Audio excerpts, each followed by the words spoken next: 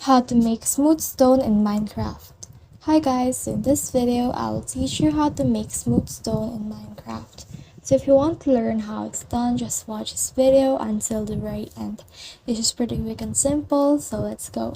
So making a smooth stone is actually very simple. You just need some cobblestone, some furnace, and some fuel.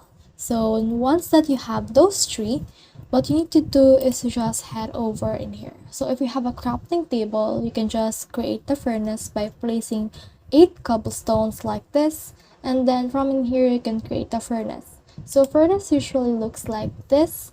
So once you have a furnace, what you need to do next is to have some cobblestone and some coal. So you need to smolder the cobblestone and some coal, and that will create a stone.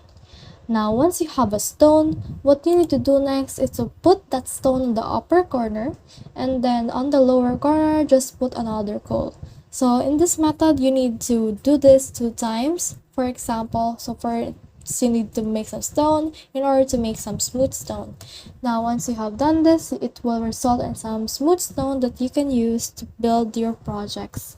So that's the whole process. I hope this video helped you to make smooth stone in Minecraft.